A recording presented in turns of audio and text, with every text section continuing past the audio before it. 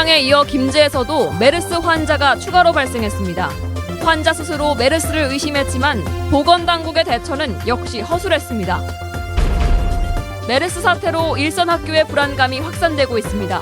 환자를 접촉한 학부모의 소식으로 일부 학교는 긴급 휴교에 들어갔습니다. BTL 사업으로 추진된 군산 하수관로에 대한 CCTV 촬영 결과 일부 구간이 누락되거나 중복 촬영된 사실이 드러나 파문이 일고 있습니다. 정읍 광역화장장에 강력 반발했던 김제시가 최근 입장을 바꿨지만 이제는 정읍시가 앙금을 드러내고 있습니다. 여러분 안녕하십니까? 전북권 뉴스입니다. 우리 지역 순창에 이어 김제의 메르스 환자도 확진 판정이 나면서 보건당국에 비상이 걸렸습니다. 보건당국의 허술한 초기 대응으로 환자가 나흘 동안 병원 3군데를 전전한 끝에 격리병동으로 후송된 것으로 밝혀졌습니다. 유룡 기자가 보도합니다. 전라북도 보건당국은 어제 김제에 사는 59세 남성이 메르스 양성 반응을 보여 격리병동으로 이송했다고 밝혔습니다. 지난달 28일 삼성 서울병원 응급실에 병문안을 다녀온 뒤 고열 증상을 보였고 폐렴까지 발생한 것으로 확인됐습니다. 질병관리본부에 추가 검체를 확보해서 확진 검사를 의뢰를 했고 자가격리 환자 368명을 파악을 해서 관리에 돌입하게 되었습니다. 메르스 환자가 국가지정병원에 격리는 됐지만 이미 김제 시내 병원 3군데를 다녀간 뒤였습니다. 지난 3일 김제 우석병원에서 수액을 맞고 귀가했었고 이틀 뒤에는 미래방사선과에서 폐렴 진단을 받고 김제 한솔내과에 입원까지 했습니다. 최초 치료병원인 우석병원이 보건소에 의심 신고를 했지만 가래가 나오지 않는다는 이유로 메르스 검사가 이루어지지 않았습니다. 역학적인 연관성을 판단하는데 적극적으로 좀 더 넓게 파악하지 못했던 그런 미흡함이 좀 일부 있을 것 같습니다. 병원 등에서 환자와 마주친 주민 300여 명이 추가 감염의 위험에 노출되면서 김제 시내에는 불안감이 팽배합니다. 환자가 다녀간 방사선과는 자진 폐쇄했고 나머지 병의원은 내과 진료를 중단하고 관련 의료진을 격리한 것으로 전해졌습니다. MBC 뉴스 유룡입니다. 전라북도와 김제시의 미흡한 대처로 애꿎은 주민 300여 명이 관리 대상에 놓이고 지역사회가 혼란에 빠졌습니다. 지역 주민들은 보건당국이 민원까지 묵살하면서 메르스 환자 관리에 손을 놓고 있었다고 지적합니다. 이경희 기자의 보도입니다. 환자가 고열을 호소하며 최초로 병원을 찾은 건 지난 3일. 병원 측은 삼성 서울병원을 다녀왔다는 환자의 말을 듣고 보건소에 문제의 심각성을 알렸습니다. 보건소에다가 제가 직접 연락을 드렸고요. 보건소에서 이제 확인해 보겠다고 이분이 저기 갔다 왔잖아요. 네. 삼성. 하지만 병원을 내원한 보건소 관계자는 환자 상태가 호전돼 가래가 나오지 않는다며 검사를 진행하지 않았습니다. 삼성 서울병원에서 환자 발생이 잇따르고 있다는 정부의 공식 발표가 있은 뒤에야 검사가 이뤄졌습니다. 보건당국이 손을 놓은 사이 환자는 나흘 동안 방사선과를 거쳐 내과의원에서 입원 치료를 받고 있었습니다. 동선이나 일정으로 보고 방문 목적이 다르다. 네, 삼성병원에도 응급실에 방문을 했으나 도나 질병관리본부에서는 개연성이 적다고 보니까 전라북도와 김제시의 늑장 대응에 지역 주민들은 울분을 감추지 못합니다. 지난 3일 이미 메르스 의심 환자가 있다는 소식이 파다했고 김제시에 문의 전화까지 했지만 안심하라는 답변만 있었습니다. 제가 그 민원을 넣었을 당시에는 아니라고 숨겼어요. 그렇게 솔직하게 말이라도 하고 공개라도 했다면 시민들이 이미 그때부터 더 조심을 했을 거예요. 전라북도는 객담 채취가 불가능해 검사를 하지 못했다는 궁색한 변명을 했지만 메르스 환자에 대한 관리가 부실해 확산의 위험을 키웠다는 지적을 피하기는 어려워 보입니다. MBC 뉴스 이경입니다. 메르스 양성 판정자가 김제에서도 나오면서 학교 현장에서 메르스에 대한 우려가 커지고 있습니다. 뒤늦게 소식을 접한 일부 학교에서는 아침에 휴업을 결정해 학생들이 등교했다 되돌아가는 소동까지 빚어졌습니다. 보도에 강동혁 기자입니다. 김제의 한 초등학교. 김제에서 메르스 증세를 보인 환자가 나타나자 어젯밤 긴급하게 휴업을 결정했습니다. 학교 곳곳에 소독제를 비치하는 등 대책을 마련하고 있지만 불안감은 커져만 갑니다. 너무 갑자기 당한 일이라 지금 학부모들이 근심이 크고 우리 선생님들도 역시 많은 걱정이 지금 앞서고 있죠. 지금. 도내에서 예방 차원으로 휴업한 학교가 100곳을 넘어 30여 곳에 그쳤던 지난주보다 크게 늘었습니다.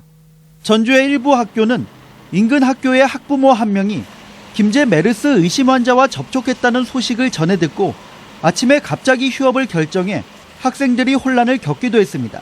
스나파 그게 방송을 하고 입구에서 또 오는 애기들 다 돌려보내고 단체 활동도 잇따라 중단됐습니다. 정읍의 한 중학교는 이번 주 김제로 수련 활동을 떠날 예정이었지만 메르스 소식이 전해지면서 계획을 연기했습니다.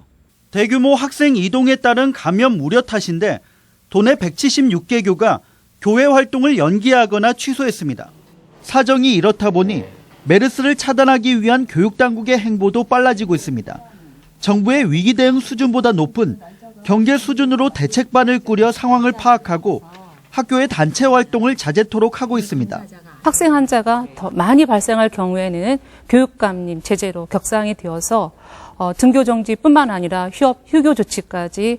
정부의 허술한 대응으로 도내에 메르스 환자가 잇따라 나오면서 교육 차질을 비롯해 학교 현장의 혼란은 계속될 전망입니다. MBC 뉴스 강동엽입니다. 메르스 확진 권한이 지자체로 이관되면서 신속한 검사가 가능해졌습니다. 전라북도는 어제 정부가 광역지자체에게 메르스 확진 권한을 넘김에 따라 시약 등 검사 장비 보강을 완료하고 메르스 확진 검사를 시행한다고 밝혔습니다. 이에 따라 전라북도 보건환경연구원이 1차 검사를 하고 정부의 질병관리본부가 2차 검사로 확진을 하던 종정반식과 달리 확진까지 시간이 단축돼 보다 빠른 방역이 가능할 전망입니다. 임대형 민자 사업으로 추진된 군산 하수관로에 대한 CCTV 촬영 결과 시공업체가 시공거리를 늘려 공사비를 부풀렸다는 의혹이 강하게 제기되고 있습니다. 하지만 군산시는 제대로 조사하라는 국민권익위원회 의결조차 거부하고 있습니다. 정진호 기자가 취재했습니다. 지난 2011년 하수관거 임대형 민자 사업을 준공해 5년째 운영하고 있는 군산시. 민간업체가 716억 원을 들여 하수관거를 건설하고 정부와 자치단체가 20년 동안 2천억 원가량을 공사비와 운영비로 지급하고 있습니다. 하지만 시공한 관로가 부족하다는 의혹이 제기됐습니다. 지난해까지 4번으로 나누어 CCTV로 실제 촬영한 거리는 106km로 전체 구간 114km보다 8km가 부족하기 때문입니다. 그나마도 촬영 구간 가운데 9km가량은 중복 촬영돼 공사비가 부풀려졌다는 주장이 터져나왔습니다. 실제적으로는 그 106km 중에서 8.6km가 중복되어 있습니다. 그렇기 때문에 그 8.6km는 미시공한 거리고 공사를 안 했다는 거리이기 때문에 철저한 조사가 필요합니다. 보고서에 나온 실제 촬영 거리가 무려 17km나 부족한데도 군산시는 10km가량을 촬영하지 못했다고 주장하면서도 뚜렷한 근거를 대지 못합니다. 촬영 못한 부분이 어느 정도인지는 모르시는 거고. 촬영 못한 부분이 있어요. 근데 그 정확한 현장은 지금 확인하고 있는 중이니까. 네. 더욱이 지난해 말 국민권익위원회가 공사비 부풀리기가 인정된다며 주민과 함께 전수조사를 하도록 했지만 군산시는 이를 무시한 채 반년 동안 조사를 거부하며 맞서고 있습니다.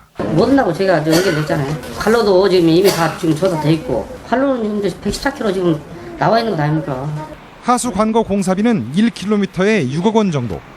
수십억 원 상당의 하수 관로가 사라졌지만 공사비와 운영비는 1년에 98억 원씩 국민의 혈세로 꼬박꼬박 지급되고 있습니다. MBC 뉴스 정진호입니다. 한옥마을 관광객들에 대한 빅데이터 수집과 분석 작업이 정부 지원으로 이루어집니다. 전라북도에 따르면 한옥마을 관광객 빅데이터 사업을 통해 이동통신 가입자의 위치 정보와 카드 이용 정보, 그리고 주요 이동 경로 등을 파악하게 됩니다. 이를 통해 관광객의 성별과 연령, 체류 기간, 그리고 방문 지역별 소비 정도 등을 자세하게 파악할 수 있으며 이후 효율적인 관광정책 수립으로 이어질 수 있습니다. 국토교통부가 추진하는 익산지방국토관리청의 분리 방안에 대해 지역의 반발 여론이 거세지고 있습니다.